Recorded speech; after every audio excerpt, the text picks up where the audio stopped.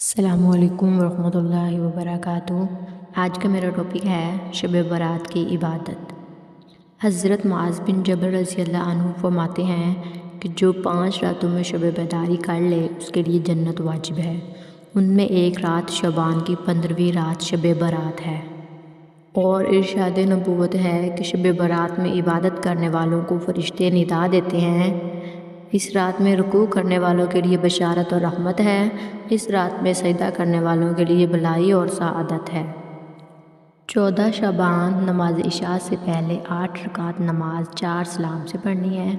ہر رکعت میں سورۃ فاتحہ کے بعد سورۃ اخلاص 5 مرتبہ پڑھیں۔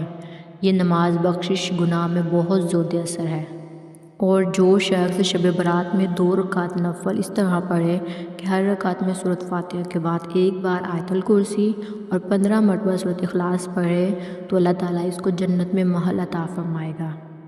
اور معمولات اولیاء کرام سے ہے کہ جو شخص 15ویں شعبان کو مغرب کے فرض سنت کے بعد 6 رکعت نفل 2 رکعت کر کے ادا کرے، پہلی 2 رکعتوں سے پہلے نیت میں یہ شامل کریں کہ اس کی برکت سے اللہ تعالیٰ درازی عمر بالخیر عطا فرمائے، اور 2 رکعت میں بلاؤں سے حفاظت، اور اس کے بعد والی 2 رکعتوں کے لیے اللہ اپنے سوا کسی کو محتاج نہ کرے کی نیت کریں، اور ہر 2 رکعت کے بعد 21 بار قل ھو اللہ احد یا 1 بار سورۃ یاسین پڑھیں، اس کے بعد دعا مانگیں۔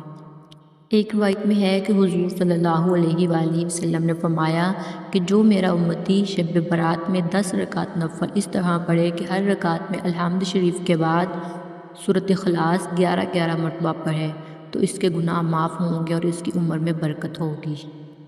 اور شعبان کی 15ویں رات 8 رکعت نفل 2 سلام سے پڑھیں۔ ہر رکعت میں سورۃ فاتحہ کے بعد سورۃ اخلاص 10 مرتبہ پڑھیں۔ اس کی فضیلت یہ ہے کہ اللہ تعالیٰ اس نماز کے پڑھنے والے کے لیے بے شمار فرشتے مقرر فرمائے گا جو اسے عذاب قبر سے نجات کی اور داخل بہشت کی خوشخبری دیں گے۔